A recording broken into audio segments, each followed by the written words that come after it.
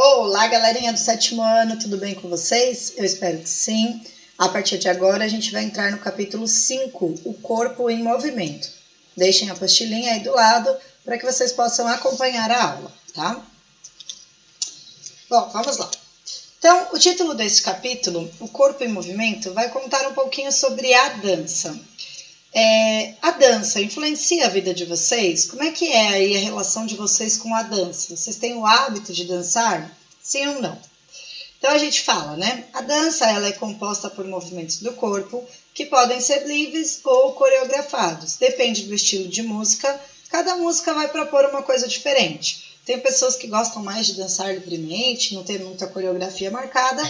Já tem pessoas que são mais a favor de ter uma coreografia certinha para poder seguir, tá? Então ele fala, né? Tradições, convenções, religião e costumes são alguns dos motivadores da dança ao longo da história. Então vocês sabem desde quando existe dança? Desde quando aí foi intitulado o termo dança? Sim ou não? Então ele vai contar um pouquinho dessa trajetória aí da dança, tá? Então ele fala, primeiro a gente tinha as danças primitivas, que aconteciam de 8.000 a 4.000 anos antes de Cristo. Os povos primitivos, eles dançavam para a natureza com a ideia de busca de alimento, agradecimento, de água e de sobrevivência. Então, olha, eu quero que chova, vou dançar para chover. Olha, eu vou agradecer o alimento que eu consegui caçar, vou dançar para agradecer, tá? Depois entraram as danças milenares, que são da antiguidade. Então, 4.000 anos antes de Cristo até 476 depois de Cristo. Então, no Antigo Egito e na Grécia Antiga, os povos dançavam em rituais religiosos como casamentos, funerais e em guerras. Porém, na Roma Antiga, a dança estava em decadência, recuperando a sua importância apenas no Renascimento, tá? Notem que aí já parece uma dança mais organizada, como é para um casamento, para um funeral, para uma guerra. Há uma organização maior, não é simplesmente pegar e dançar não, tá? Depois a gente tem a dança medieval, que foi de 476 a 1453. Então, apesar de ser praticada pelos camponeses, a dança era considerada profana pela aristocracia, ou seja, era algo ruim, tá? Depois a gente vem um pouquinho com o balé clássico, de 1400 a 1800. Então a dança ela era muito praticada nos salões das nobrezas e ela passou a ser estudada e reconhecida por alguns grupos específicos. No século XVII, o balé saiu dos salões diretamente para os palcos e a partir do século XVIII, o balé executado por bailarinos profissionais de ambos os sexos em teatros com figurinos e cenários elaborados. Então notem, aí a gente já tem figurino, a gente já tem o passinho marcado, pode ser dançado em duplas, então já está mudando um pouquinho o perfil da música, tá? Da dança, na verdade. Depois, a gente entra com a ideia do balé romântico, que foi de 1770 a 1850. Então, surgiram os temas fantásticos nos palcos da dança, como as fadas do espírito da natureza, as bailarinas que passaram a utilizar sapatilha de ponta. Então, notem lá, já tem um figurino específico, postura do corpo específica e tudo mais, tá? A dança moderna, em 1900, no início do século XX, então, os bailarinos provocam uma revolução do balé, propondo uma dança um pouco mais livre e solta, porém, sem romper a ideia do balé clássico completamente, porque improvisações passam a ser mais frequentes aí. Ou seja, não tem exatamente a postura do balé, mas existe ainda a ideia da coreografia, você precisa acompanhar a coreografia. Pode ter algum passo, um ou outro, mais improvisadinho. O que é improvisado? É fazer sem estar no cronograma, tá? Sem estar previamente ensaiado aí, tá? E por fim, a gente tem a dança contemporânea, que então os bailarinos passam a se preocupar mais em transmitir sentimentos, ideias e conceitos por meio da dança, que executar então movimentos com técnicas mais precisas, e a dança contemporânea, ela propõe um protesto ou uma ruptura com a cultura clássica. Notem que cada um faz um passo aí. Ela tem muito mais a ver com o sentimento, é o que eu sinto que eu vou dançar. E aí cada um sente coisas diferentes. Pode ser que uma mesma dança, uma mesma música, né, represente para mim alegria e para outra pessoa, por exemplo, uma tristeza. Então eu vou demonstrar a alegria e uma outra pessoa vai demonstrar tristeza, tá? Cada um vai representar essa dança aí de uma maneira diferente. Bom, então a gente fala, né, que a dança, ela é uma expressão humana que existe desde o início da humanidade. Se descobriu em registros da arte rupestre de mais de 30 mil anos nos abrigos de rochas na Índia. E isso mostra a importância para as artes para o ser humano. Elas são tão essenciais que estão presentes até mesmo quando as pessoas mal conseguiam se comunicar. Então, ou seja, como que a gente consegue saber que ela existiu? A partir da arte rupestre. A gente consegue ver os desenhos ali de pessoas se movimentando, de pessoas trabalhando com essa ideia de agradecimento inicialmente, mas havia um movimento de dança, tá? E não havia ainda sequer uma escrita, tá? Acredita-se, então, que desde essa época a dança esteve presente como meio de comunicação e como forma de cooperação e sobrevivência. Por que sobrevivência? Olha, eu acredito que se eu dançar a chuva virá. Então é um meio de sobrevivência, eu preciso acreditar em algo. É como se fosse a fé deles, tá? Bom, registros do Antigo Egito, de cerca de 3.300 anos antes de Cristo, relatam a complexidade das danças em honra ao deus Osíris, na cidade de Abidos. Então notem o seguinte, novamente a dança está relacionada à religião. É muito comum isso, tá? Porque a religião, eu preciso acreditar em algo, eu danço para algo, eu danço em homenagem a algo, eu danço para conseguir algo. Essa era a proposta aí. Então eles dançavam em encenações da morte e do nascimento da divindade egípcia e ao mesmo tempo em que amavam e semeavam a terra, relacionando o renascimento de Deus, tá? Do Deus aí deles. Então notem lá que a dança já era complexa, existiam passos específicos e assim por diante.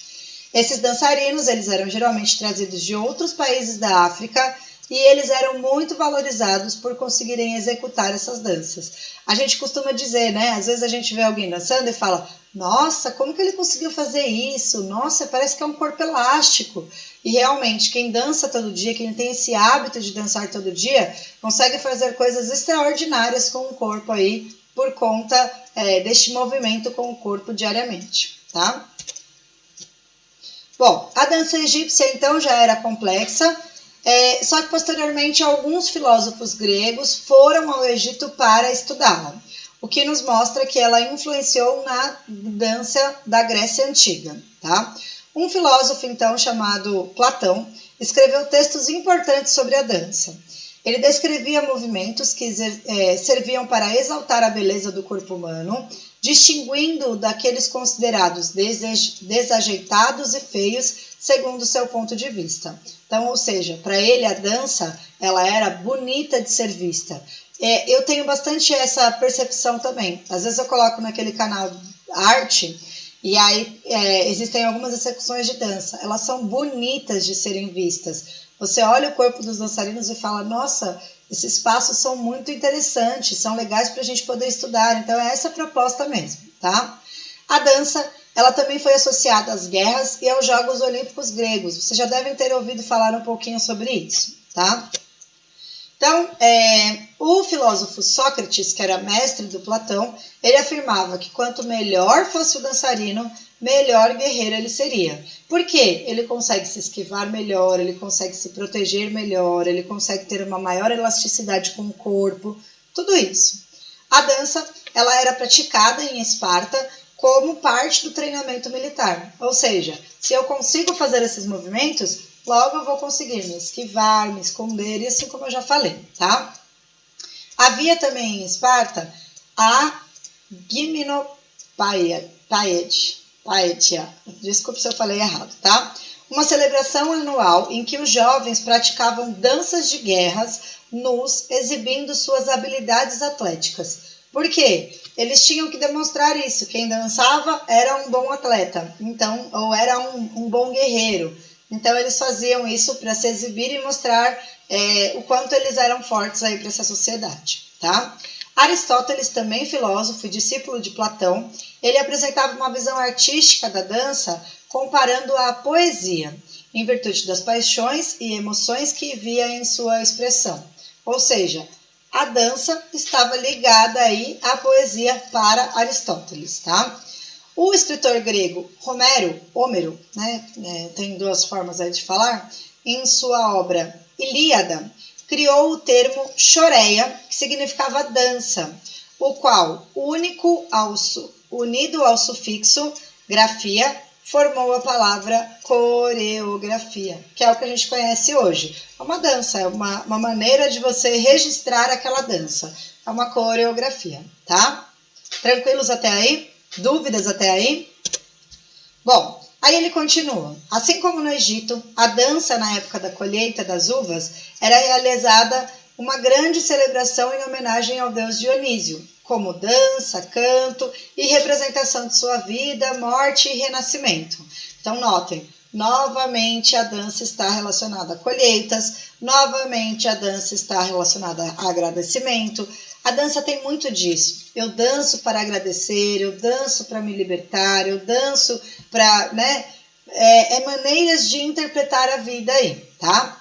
Havia também muito vinho, que era uma bebida associada a este deus, que é o deus Dionísio, e em diversas outras, as celebrações ritualísticas em torno das colheitas foram muito comuns e constantes na antiguidade. Ou seja, como eu falei, eu preciso agradecer de alguma forma que eu estou colhendo o meu alimento. Essa era a principal proposta aí. E aí notem as pessoas dançando, né? Hoje em dia a gente utiliza bastante dança também como meio de agradecimento no final dos estudos, numa formatura, numa festa, numa balada. A gente tem bastante essa ideia aí de dança, tá? Bom, após o surgimento então do cristianismo, a Igreja Católica queria apagar os hábitos das pessoas e chamavam elas de pagãs, que eram como se fosse algo ruim, tá, gente? Religiões politeístas que cultuavam vários deuses e não eram cristãs. Além disso, a igreja associava a dança a pensamentos, segundo elas, obscenos, relacionados ao corpo. Por isso, se esforçava para impedi-la. Então, notem, o cristianismo vinha com outra proposta. Olha, se você dança, alguém vai olhar para o seu corpo de uma maneira obscena, ou alguém vai ficar reparando o que é possível com o seu corpo, e isso é algo ruim. Então, eles faziam de tudo para impedir essas danças. Porém, essa opinião não era unânime, ou seja, não era todo mundo que pensava dessa forma. Alguns religiosos defendiam a dança como uma prática relacionada aos anjos, novamente, como agradecimento aos deuses, tá? E também era uma arte muito popular entre as pessoas, que praticavam nas suas festas e entretenimentos, mesmo que tivessem que fazê-los aí às escondidas. Ou seja, assim como acontece hoje, a gente dança numa festa de aniversário, numa festa de formatura, as pessoas populares também faziam isso. Então elas agradeciam de alguma maneira tudo que elas tinham conquistado até então. Como? Por meio de dança, tá? No início do século IX, o imperador romano Carlos Magno tentou, sem sucesso, proibir oficialmente esse tipo de dança. Mas ele não conseguiu, porque é impossível, né? Permitir que o corpo não dance, certo? Eu costumo dizer que às vezes a gente nem quer e o corpo começa a saltitar com uma música tocando. É normal, é natural, tá, gente? No Renascimento, a nobreza então adquiriu novos costumes, o que contribuiu para a valorização das práticas artísticas. Eles tiveram muitas celebrações e festividades e possibilidades de entretenimento. Como o Renascimento surgiu na Itália, os primeiros tratados da dança também surgiram lá, feitos por mestres de dança. Então notem que aí novamente eles começam a valorizar a dança e eles começam a usar essa dança como um meio de entreter o povo. Então o que é isso? Não tinha televisão nessa época. Como é que eu faço para me divertir? Vou assistir uma dança, vou assistir uma apresentação. Então ela passa a ser um meio das pessoas se divertirem aí, tá? Das apresentações de danças feitas para a corte e famílias ricas, originou-se as primeiras sementes para o balé clássico, que tinham gestos mais refinados e a postura ereta. Lembra que a gente viu lá no início do capítulo? Já com uma roupa específica, a postura, utilização das sapatilhas. A ideia do balé clássico era realmente uma apresentação bonita, bela, a pessoa sentava e assistia aquela apresentação.